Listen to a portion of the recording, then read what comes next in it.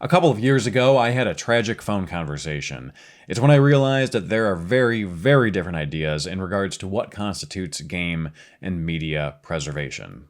I was talking to an individual which I will not name, but for the purpose of this video, we're going to go ahead and call him Zach.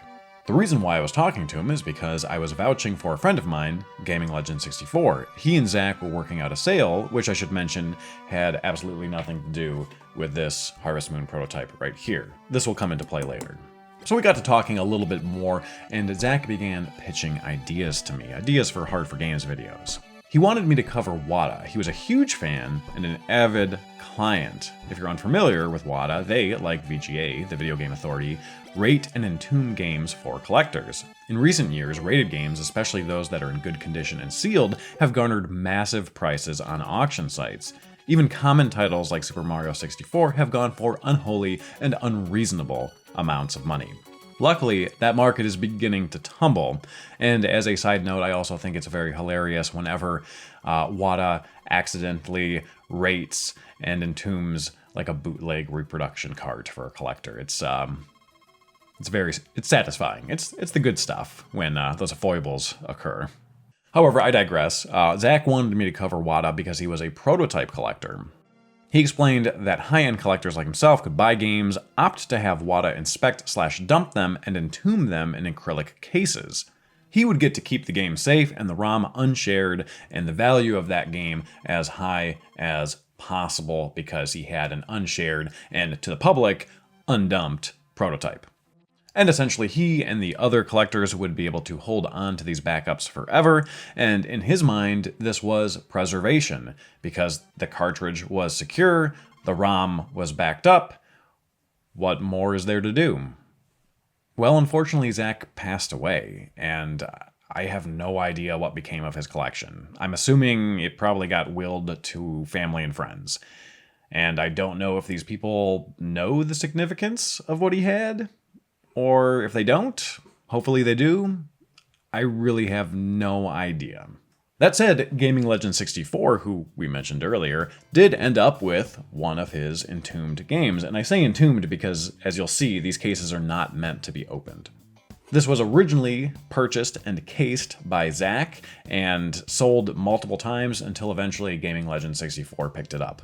When he purchased this game, before sending it over to me, he had to literally pry it open with a knife. These cases, again, are not meant to be opened. There's nowhere on here. There's no latch. There's no door. There's nothing. It's just a game forever in a case until you break it open. I should also note that when Gaming Legend 64 got this, these EEPROMs were not covered up. The EEPROMs are the chips on the board that actually house the game information, the ROM data. Now, I believe VGA, with the type of case that this is, it may have some sort of UV coating on it. Basically, if too much UV light hits the exposed EEPROM chips, it could delete and corrupt the information. But with UV coating, if it does in fact have it, that wouldn't so much be an issue here. But just so you're aware, when I took this out, I covered these chips up just in case.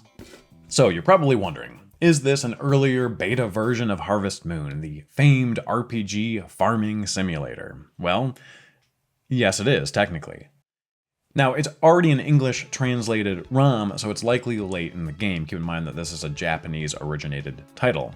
The biggest difference, though, is immediately apparent on boot up. Different splash screens and an alternate title screen on this version.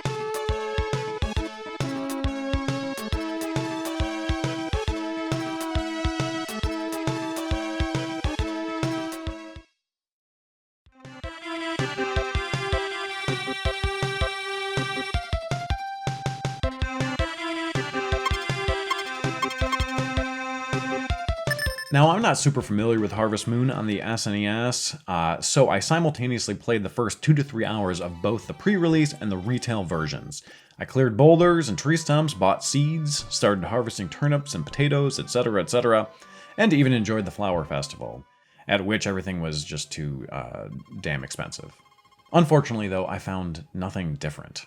Our good friend Luigi Blood, who you may know as the Lord of the N64 disk drive and Satellaview, did take a deeper dive and reported back that there are very, very few data differences between them. My guess is that these differences probably would not amount to anything noticeable during gameplay, especially since every gameplay session is different based on your actions. But regardless, this build will be released by Gaming Legend 64 via Forest of Illusion, and I will put links in the description below. Now, especially if you are a Harvest Moon fanatic, if you are very familiar with the SNES version, feel free to go through this one, report back, let me know if you find anything different. Otherwise, though, I'm having very mixed emotions regarding this experience.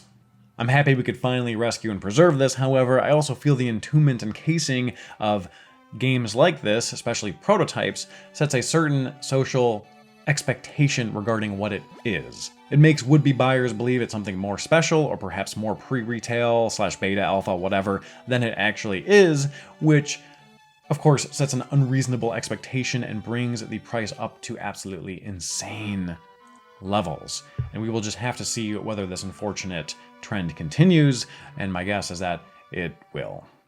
Gloom and doom aside, though, I would like to thank Gaming Legend 64 for sending this over, thank Forest of Illusion for hosting the ROM, and of course, thank all of you for watching. If you're new to the channel, make sure to subscribe, hit that notification bell, and hope to see you all back next time.